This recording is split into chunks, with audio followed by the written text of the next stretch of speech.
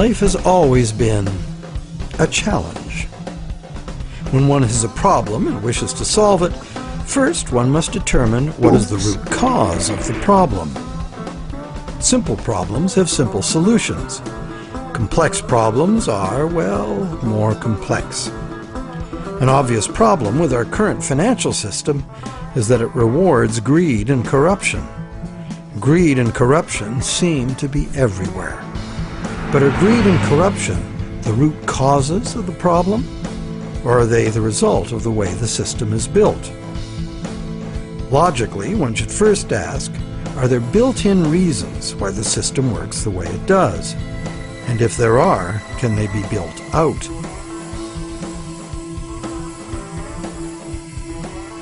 Some say the basic reason the system is unstable and leads inevitably to corruption is the charging of interest.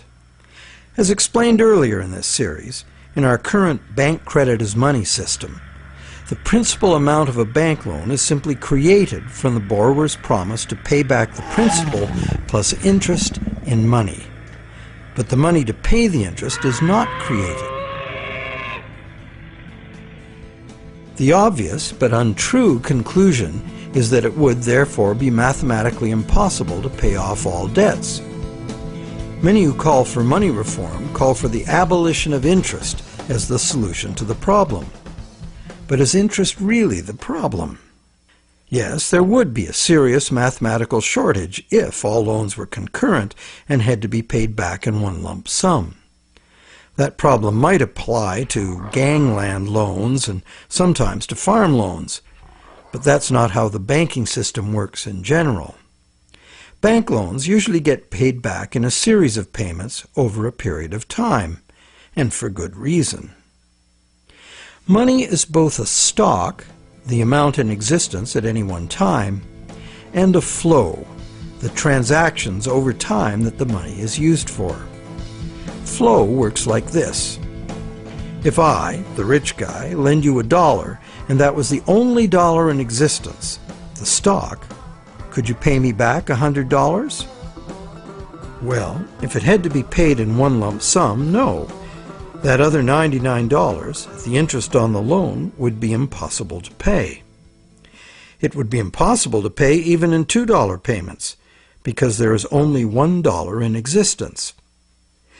But if I let you pay me the $100 in $1 payments, magic happens. In fact, in $1 payments, you could pay me back any amount of interest if you lived long enough. The only condition required to make full payment of a $100 debt with only $1 in existence is that I give you the opportunity to earn or otherwise get that dollar back each time you pay it to me. This is the flow, and by means of the flow, the same dollar can be paid any number of times and becomes effectively many dollars, all legitimately representing the work done to earn them. It is always the work, the real value, that pays the debt and gives the dollar its value, not the dollar itself.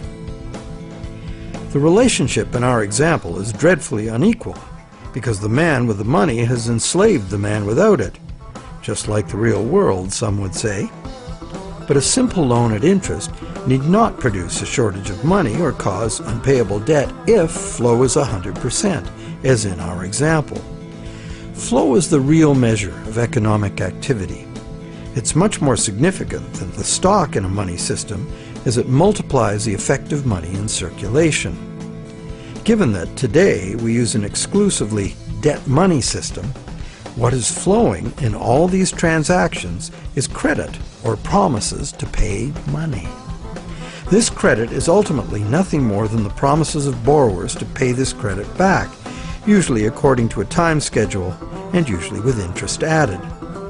To pay this credit back, most of us will have to work and earn it by being productive. So, therefore, the real value of the money that flows in our economy today is created by our promises of future productive work. We take a loan in order to have something now rather than later. We agree to pay interest on into the future, thus reducing our future spending power, often by more than the amount of the original loan. However, with an understanding of flow, we see that there's no intractable arithmetic problem with the charging of interest. The problem is a social and systemic one. Lenders have neither obligation nor incentive to spend all their interest income so that the borrowers can earn it again and again. In fact, money lent once into existence is lent as existing money a second and a third time in expectation of more gain. The problem is basically one of incomplete recycling, where money needs to be spent, earned, and used to extinguish the debt that created it. It is instead lent or invested for gain. In other words, money that must be extinguished is, instead, expected to grow forever.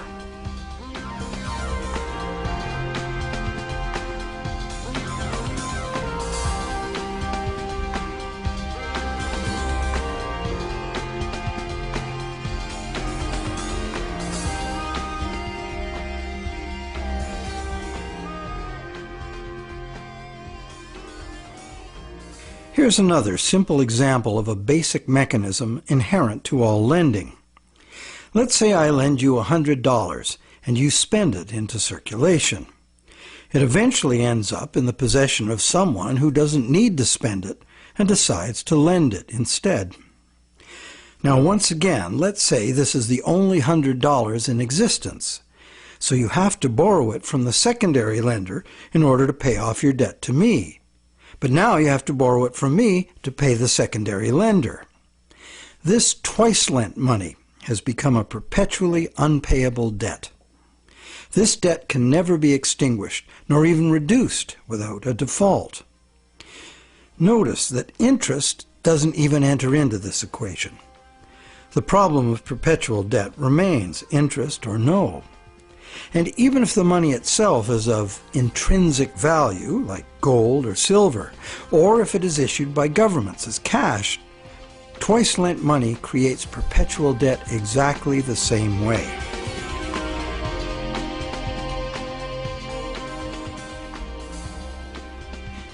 When the same money is lent at interest, several times simultaneously, not only is the debt perpetual, society as a whole is paying moneylenders multiples of the interest rate for the use of the same money. There's an expectation that existing money should increase indefinitely by being lent at interest. But this requires us to mentally divorce the money from the debt from which it came.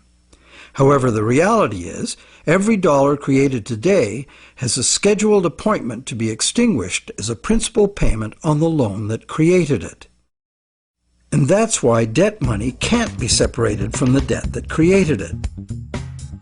It's like a yo-yo spun out into circulation in the economy for a while and then pulled back in at the appointed time. In order for the yo-yo to be free to return, all of the debt money needed to extinguish the debt has to be available to be earned. The flow must be complete. Can't we just pay off these debts with other money? But what would other money be?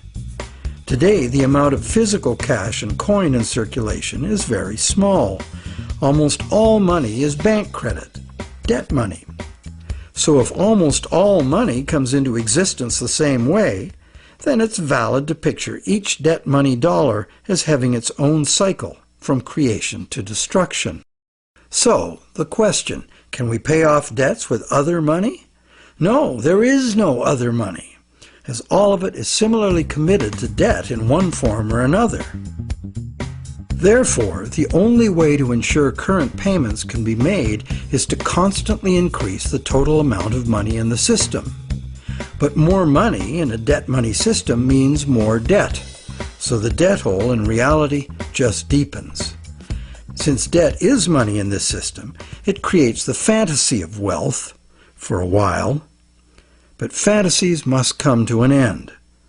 The day of reckoning can be pushed back, but only by passing the debt on to generations yet unborn, which is precisely what we are doing now. Government debt piles up endlessly. Corporate debt piles up, consumer debt too.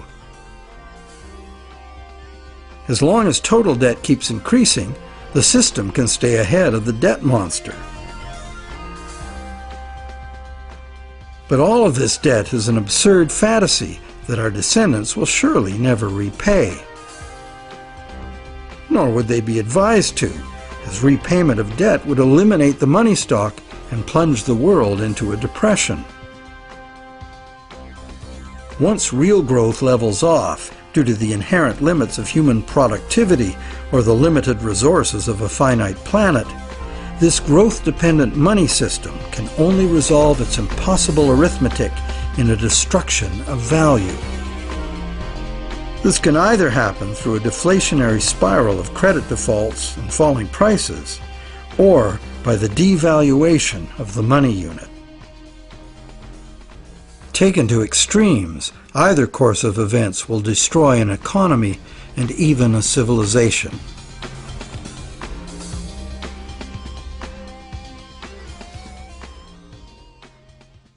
The only other choice is debt forgiveness. In the ancient world, a regular debt jubilee, society-wide forgiveness of debts, was a common practice to deal with these unavoidable problems with lending. It was considered normal, even by the rich and powerful, that the general good of society took precedence over the rights of those rich enough to be lending money for profit.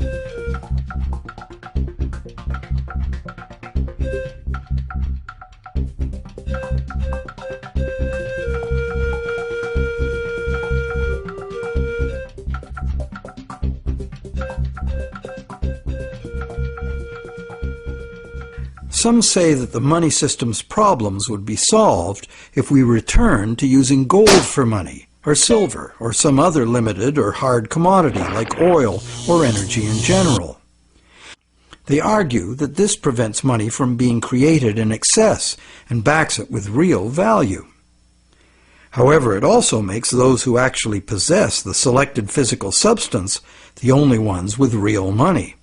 Everyone else would only have a claim on real money. For instance, gold. How would we ever transition back to an honest gold economy with a natural distribution of gold among the population? That's long gone. And why would we want to do that? The gold-based money system is our past. It's how we got to where we are today. Gold is inconvenient. Even more so is a barrel of oil. Therefore, whether gold or oil or kumquats, trade will be carried out in promises. The real question is, if we are going to trade using promises of delivering something of real value, why gold? In fact, why any single commodity? At this time in our evolution, doesn't this very old idea of money merit serious re-examination?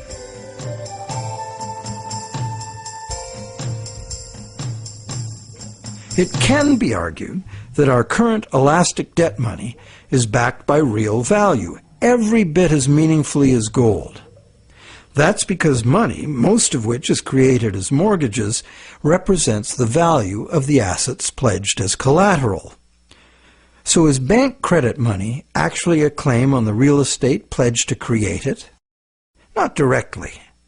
Bank credit money can be a claim on anything. Now, anything includes the real estate pledged as collateral, so it can be a claim on the real estate that was pledged to create it. So how is a promise of real estate any less valid than a promise of gold? Both gold and real estate can change value relative to other commodities. Neither is a permanent standard. In fact, there can never be a permanent standard of value because value is always subjective and variable. So it would seem that the crucial difference between a claim on gold and bank credit is that bank credit is not a claim on any specific real thing, while the promise of gold is. The promise of gold has to be a promise of a specific amount of a specific real thing from a specific promiser. Isn't that the essential reason why many people would consider a promise of gold the better promise? But that is only true if the promise is reliable and what is delivered is really gold. with the discovery that some of the gold bullion sitting in central banks is actually relatively worthless tungsten plated in gold, the whole argument that gold is the most solid, reliable money is shown to be neither solid nor reliable. Precious metal is susceptible to counterfeiting, it's heavy, and it's vulnerable to theft. So to return to commerce via the physical exchange of precious metal coins would mean civilization had reverted to a pre-electronic level of technology. In the absence of such a collapse, the economy would still wind up running on promises just as it does now. So once again, money would only be as good as the promises made, and there would be no need of actual precious metal coins if all transactions were carried out with promises.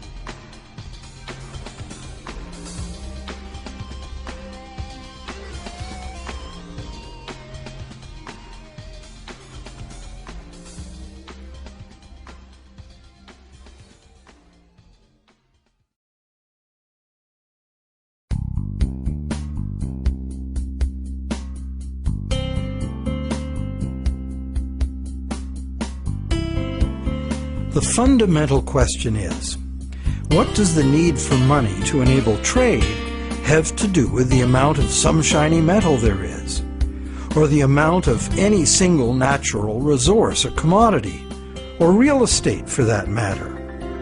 Where is there any meaningful relationship between the functional need for money and any of these things? To answer that question, let's go back in time and find out when money started and why it became what it is today. We know that Stone Age people had money. In the Stone Age, before writing was invented, money had to be a portable object of value, because that was the only technology available. That's why rare shells and stones, from which jewelry could be made, were ideal as money. A rough standard of value for these money objects developed over large areas, enabling extensive networks of indirect trading. This way, people could obtain specialty items not available in their own environment, and look good doing it. The popular concept of jewelry as a store of value has continued to this day.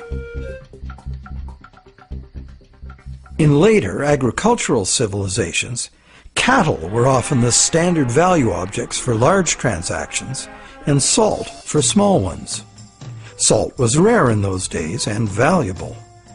Roman soldiers were paid in salt, thus the term salary, meaning payment for services. With the invention of writing, trade in other commodities could be carried out using promises of cattle and salt. The cattle and salt weren't necessarily what was finally delivered. They were just commonly understood units of value in which the real trade goods could be conveniently priced. Written credits were expressed in these two common units, although they represented a variety of real goods and services. This form of money was ideal for local economies, where traders were known to each other and pledges could be collected upon.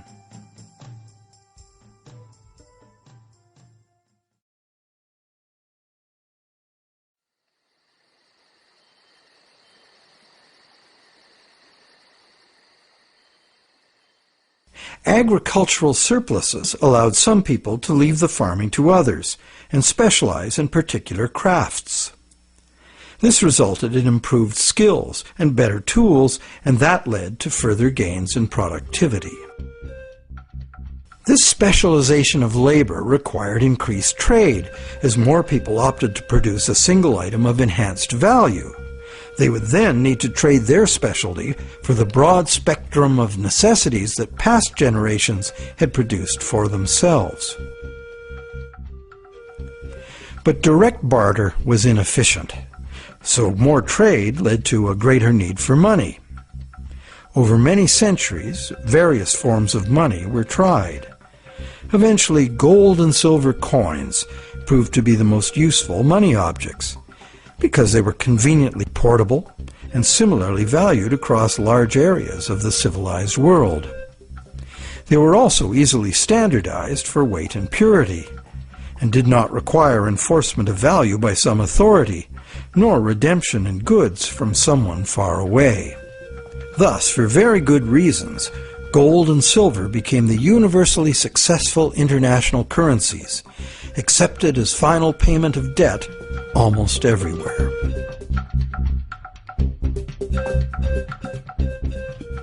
The problem with a system in which money is a standard commodity is that it is most efficient when only one standard commodity is used. But if you do that, it makes the value of money exclusively dependent on the quantity of that one commodity in relation to all other commodities. For example, the Spanish thought they would be fabulously wealthy with all the gold they stole from the Aztecs and the Incas, and then turned into money back home. But when the gold got back to Europe, sure, the amount of gold increased, but it didn't increase real productivity in proportion. Fertilizer would have been more useful for that. So because there was no big increase in real stuff to buy with it, the value of gold decreased, and the Spaniards discovered that gold had no absolute money value in itself, as many people had imagined it would. Its value was determined by its abundance relative to the value of real goods and services to be bought. Yet many continue to argue that the value of gold, a luxury item of no practical use to most people, should be the measure of value for all the real goods and services essential to our lives. While some campaign for a return to gold, others mistakenly believe that today's money still does represent gold held in a vault somewhere. That hasn't been true for decades. In our current money system, we use national fiat currencies and bank promises to pay in national currencies as the standard commodity instead of gold. National currencies used to be promises to pay in gold or silver, but way more promises were made than could be honored, so that system fell apart. Today, national currency is just legally enforced money, what they call fiat money. That is, it's money you have to accept because the government says so. To many, this government fiat money is just worthless paper. But is it really? We can pay our taxes with it, and governments, especially local ones, provide essential services paid for with those taxes, like roads, schools, hospitals, libraries, police, and military. So government fiat money isn't worthless at all. Now, it is true that consumers of government services have no individual free market choice as to what their tax money is spent on and what services they receive. In fact, many taxpayers may not want those services. So therefore, this money can rightly be accused of being monopolistic, coercive, and socialist. But government is coercive, monopolistic, and socialist by nature, isn't it? What else should it be? Government in a democracy or a republic is ideally a single authority, empowered by society to enforce laws agreed upon by society for its own collective benefit. In a free market economy, government must provide the level playing field of law within which the free market can function. And it also has to provide the referees to enforce the rules of the game. Those who are nostalgic for the freedom of the frontier should recall that the first thing early settlers usually did was elect a sheriff and build a jail and collect taxes to pay for both, for good reason. So government fiat money isn't inherently worthless by nature. Governments at all levels offer vital services in exchange for it. It only becomes worthless when government creates too much of it, which it often does, and for the worst reasons. While many reformers are fixated on the differences between gold and fiat currency, what's more important is the essential similarity. Being single, uniform commodities, gold, silver, national currencies, and bank credit all share the characteristic common to monies for millennia past. The more money there is, relative to the real things available to buy, the less the money unit is worth. Thus, the total quantity of money in circulation is extremely important to maintaining the general price levels. And today, this quantity is largely determined by the demand for new money to purchase real estate and speculative equities. This makes the supply of money for general trade particularly vulnerable to real estate and stock market bubbles.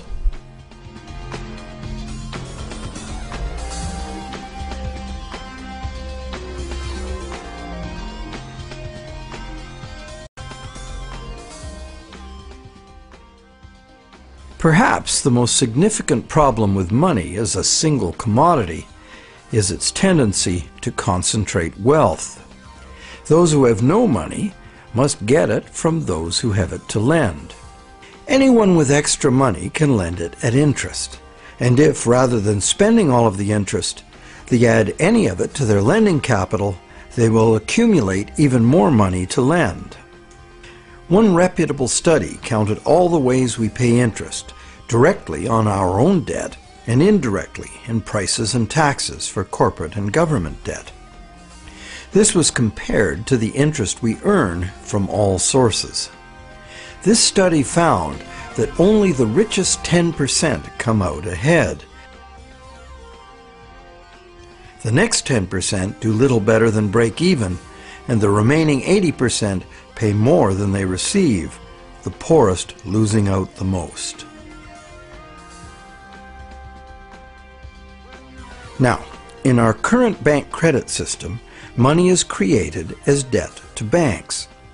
This debt is required to be repaid to the banks in money, either fiat cash or bank credit. Therefore, the ability of all borrowers to repay depends on the availability of fiat cash or bank credit. The supply of fiat cash is controlled by the nation's central bank, but fiat cash makes up only a very small proportion of money. Usually about 95% of all money is bank credit. And who controls the availability of bank credit? The banks?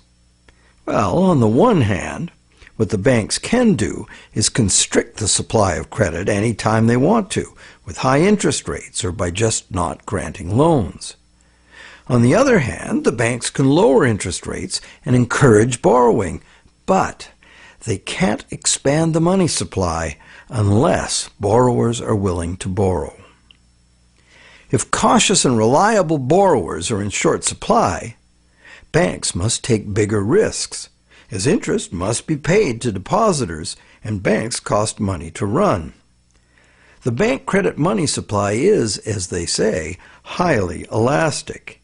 And because it's based on the willingness of borrowers to borrow and the reliability of borrowers' credit, it is vulnerable to both rapid expansion and drastic shrinkage. Also, everyone is legally obliged to pay in money. Now, money in reality is just an accounting of debt, and accounting follows strict rules, so the whole situation is governed by inflexible numbers.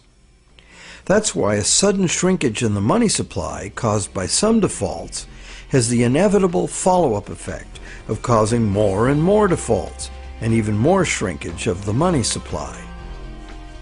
This self-reinforcing downward suction leads us into economic collapse and the economic and social absurdity of unemployed, dispossessed people camping outside their empty, vandalized homes.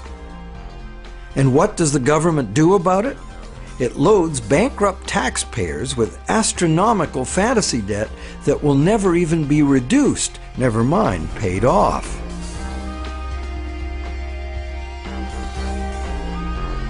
All this is done to fill up the negative balance sheets of the banks with money the banks never had in the first place.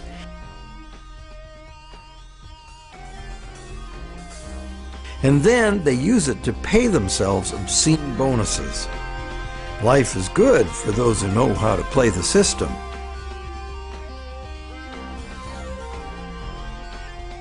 The bailout scam was the biggest daylight robbery in the history of the world. So far.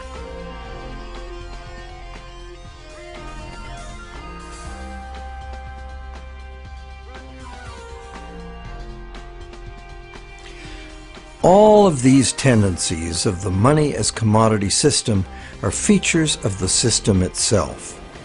The greed and corruption comes in as those who understand the system profitably surf the inevitable waves of boom and bust. Those who understand the system know what's coming and even precipitate it when the time is ripe for them to take advantage of disastrous mass events for their personal and political gain. But it's the structure of the system itself which gives them the opportunity.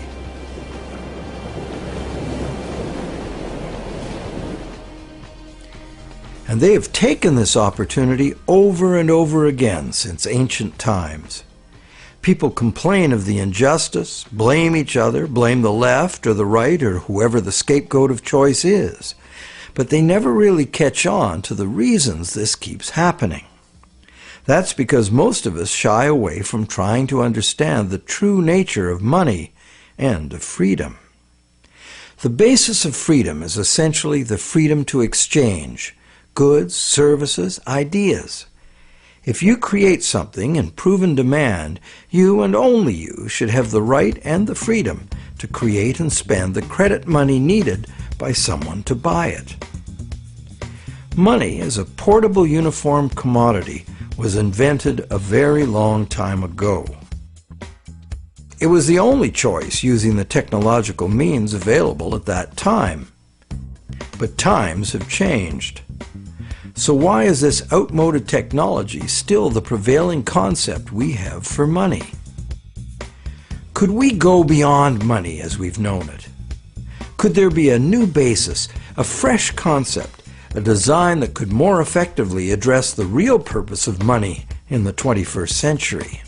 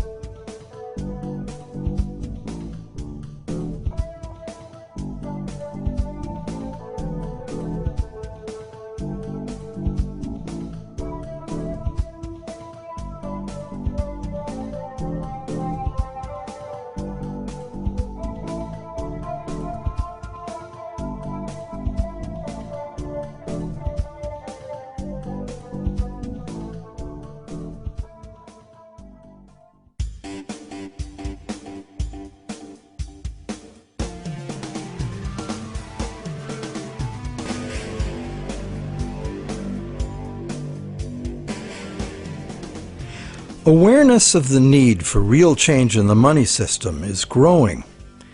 But what direction to take? What exactly is the problem, and how can it be solved? The safest and only real choice, many people argue, is to return to gold, or a gold standard, because this worked for millennia in the past. But gold itself is impractical for transactions in the modern world. It was impractical centuries ago, which is why the promise to pay gold system developed. And so it is certain that, in practice, transactions would be conducted in promises to pay gold, not gold itself. Thus, the promises to pay gold money will only be as reliable as the promises. So in reality, it isn't the gold that makes the system work, it's the reliability of promises. Would they be reliable promises? Maybe. But what we would be using as money would be like the old goldsmith's promises, made in the knowledge that only rarely does anyone ever ask for real gold. This was the problem with the goldsmith situation. The real gold was seldom claimed, allowing fraudulent promises of gold to be made and used as money. Why would history not repeat itself if all the same elements remained in place? Another thing, what most people say they like about the gold system is that promise of gold money is a promise of a specific amount of real value. Now this is an odd idea, given that the vast majority of us have no use for gold, so how much real value can it have for us? Wouldn't a promise redeemable in food, clothing, or shelter be much more real? People also like the idea that gold is just gold, doesn't need a government to create it. However, it does need miners. In a gold money system, mining discoveries, jewelry making, industrial use, hoarding, and counterfeit bars of gold-plated tungsten would all influence the money stock.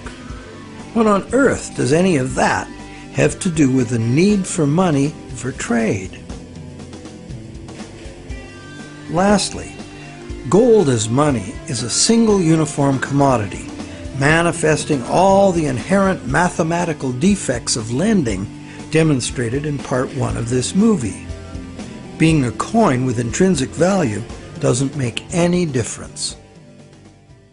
A lot of gold and silver's appeal comes from a belief in an oversimplified version of history. People assume that coins were invented to standardize the inherent value of the metal they contain. This is true, but right from the beginning, some of the earliest coins were created based on a diametrically opposed idea. This was done because the rulers at that time foresaw the inevitable negative consequences of using limited supplies of precious metals as money. Therefore, they chose to avoid that route. Instead of precious metals, these rulers struck coins of iron or copper and defined their value by decree. What's more, these coins by decree were heated and dipped in vinegar, so the metal they contained would have no intrinsic value. These coins were in fact the original and true fiat money. They were merely tokens of value, money created by law and enforced by the ruler's authority.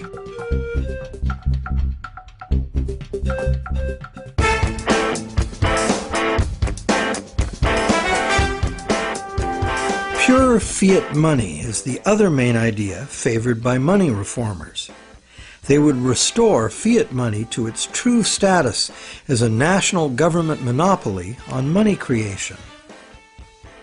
This current of money reform, in stark contrast to the gold advocates, insists that true money is fiat money by authority of the state. This money is to be simply spent into existence as a promise by the state to accept the same money back in payment of taxes. The taxes are compulsory, and the state also promises to enforce the acceptance of this money in court. These are very reliable promises and can result in very reliable money. if not abused. The problem these fiat money reformers have with the current system is that government has given away this power to private bankers and is now borrowing at interest money it could create itself with a few keystrokes, just like the banks do. This results in a massive unpayable national debt on which interest will forever be paid. This ever-growing national debt expands the money supply when new money is created by the central bank to buy more government debt. And the interest burden, passed on through taxes, adds to the cost of almost everything we buy, one way or another. In contrast to money being created as national debt, fiat money, simply spent into existence, would save the taxpayers immense sums of interest. It would free future generations from impossible debt, and it would forestall the tendency to inflation because the money supply would not grow forever with the national debt, as there would be no national debt. In the fiat money system, taking fiat money out of circulation by means of taxes preserves or restores the value of the remaining money in circulation. Not taxing it back sufficiently would devalue it. Understanding the proper use of government fiat money is a revelation. If you can charge prices or taxes for something in the future, you can issue that much new money now, because it is your valuable services to others and the reliability of your promises that create the real value of any money. The government can honor its promises to accept its money back in taxes, and it will make your debtors pay you in government fiat money if you take them to court. These are good reasons why government-issued money works now, and why it would work if governments just self-issued this credit instead of borrowing it from banks. But in this pure fiat money system, the money supply must still be determined by central authority. Therefore, the money supply is still limited, monopolistic, and managed from above. They have the power to create money, and you have to get the money from them. They also have the power to create way too much money and spend it on wars and other unproductive activities without the approval of those whose productivity gives that money its value. In the current system, these inflationary debts are now beyond absurd, threatening to crash the entire system and drag the whole world into chaos. To save themselves, governments are now laying impossible claims upon the productivity of generations yet unborn, a truly hopeless cause given the overall world situation. Witnessing government performance to date, many people believe that returning the full power to create money to corrupt, incompetent politicians would not only fail to solve our problems, it would be the height of insanity. It would really all depend on the quality of the people in government. Fiat money reformers believe there would have to be a substantial revolution in government to wrest this power back from the banks. Therefore, they believe it would be reasonable to expect that honest and competent people with a sincere concern for the public good would be in charge. But, good guys or bad, we would still be dependent on some distant someone else to maintain the value of our money. And they would have 1,000 pressures and temptations to enrich themselves by not doing so. And like gold as money, government fiat money is a single uniform commodity, manifesting all the inherent mathematical defects of lending at interest and twice lent money. Once the government creates the fiat money, and it goes into the banking system to be lent at interest, the problems created in the current system will continue as before. So, this pure fiat money idea might be very useful in rescuing governments from their own hopeless financial positions, and it is a limited example of the self-issued credit principle being advocated here. But pure fiat money would not address the root problems inherent in the math of lending, unless the principle were expanded beyond government. Advocates of pure fiat money like to claim it is money created by law, as if it were independent of economics. But if new fiat money were just spent into existence year after year without being removed from circulation as taxes, it would become worthless. What these fiat reformers tend to ignore when quoting history is that in ancient money-created-by-law systems, the prices of critical commodities were also dictated by law. In fact, the value of money was defined by the ruler as so much of a certain commodity. Charge more or less for the designated commodities and it could be off with your head. Today, price controls like this could only be achieved in a self-isolated and totally bureaucratically controlled economy like Soviet communism. In a free market global economy, money created by law is bound by the same laws of supply and demand as any other single uniform commodity money. In other words, pure fiat money in a free market is an illusion. There's no such thing.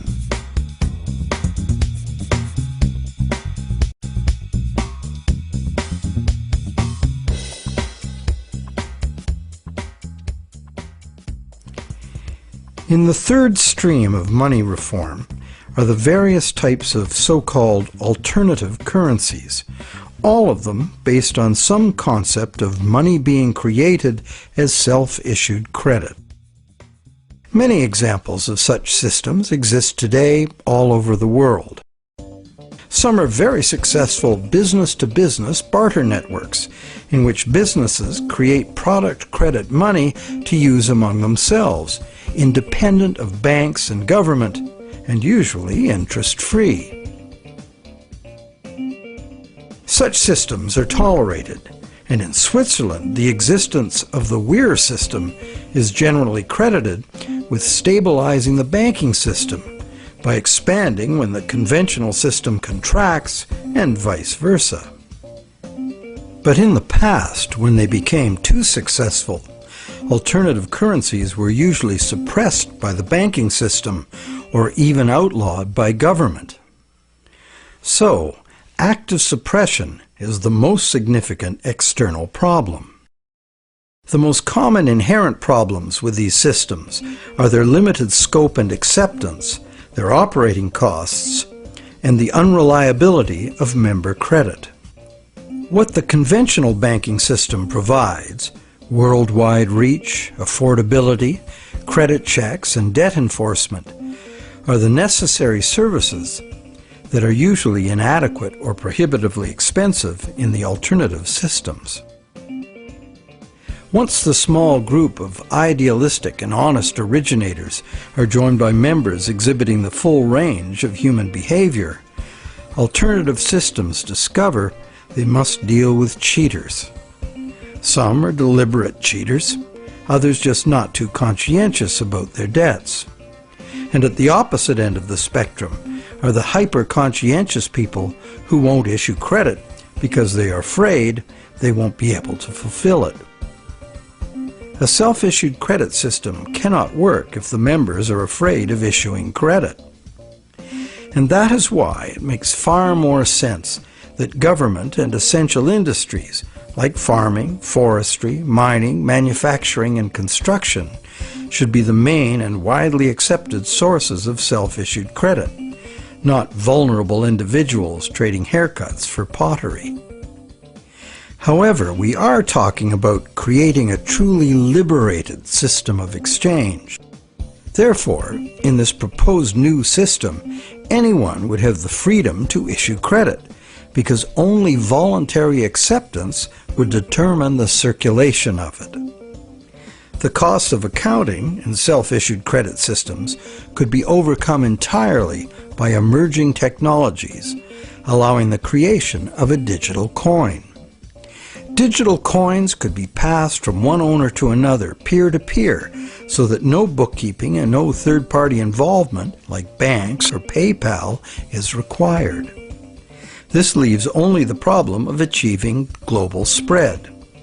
Thanks to technology again, this could now be achieved at little cost and at the same rate and with the same ease that the existing social networks like Facebook and Twitter have spread.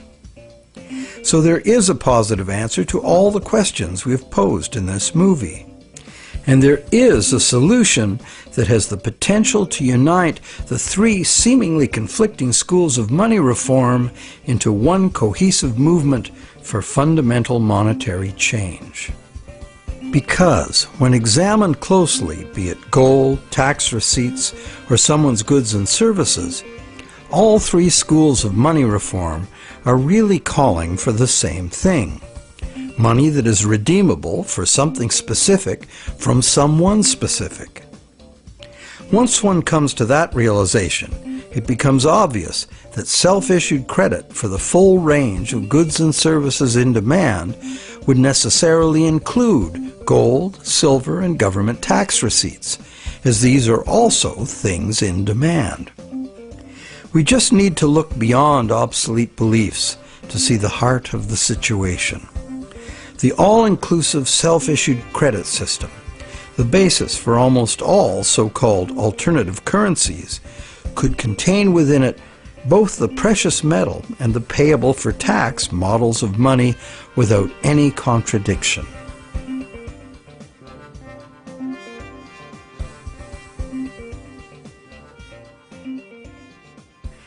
Money has both religious and social histories that are fascinating and go well beyond just the need for trade.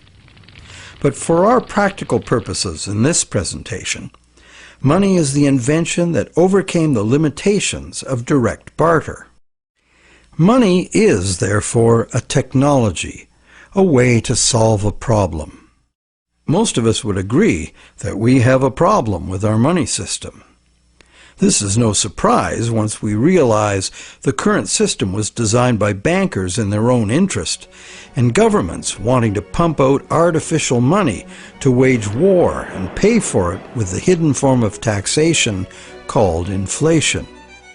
It was not a well-thought-out project of mathematicians and engineers seeking to create a money system for the general benefit of humankind. There are now many people, including mathematicians, engineers, and even cartoonists, trying to rethink money as the need to do so becomes obvious.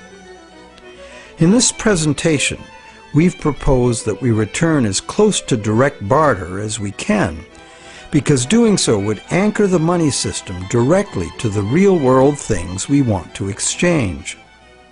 The destructive flights of fantasy money that have brought the current system to its breaking point would not be possible. Self-issued credit is not a new idea. It is, in fact, an idea as old as numbers and written record-keeping. That is very old. However, only with our new technologies can it finally achieve its full potential as an international medium of exchange. And this transformation is already underway. Extensive electronic barter networks, some with their own currencies, exist among businesses right now. These could grow into a new global money system. In Canada, Canadian Tire money has been a self-issued credit for goods currency for decades. This money is redeemable for merchandise at Canadian Tire stores only, but is widely exchanged as payment by third parties because almost everyone eventually buys something at Canadian Tire. Like air miles and other bonus point systems, it is only a customer reward program at present. But anything that can serve the purpose of money can be money. Private enterprise self-issued credit money already exists in several forms all over the world, and more private enterprises are going in this direction. Money becomes money by acceptance. So one could say The path to freedom lies before us if we can only accept new and broader ideas of what money is.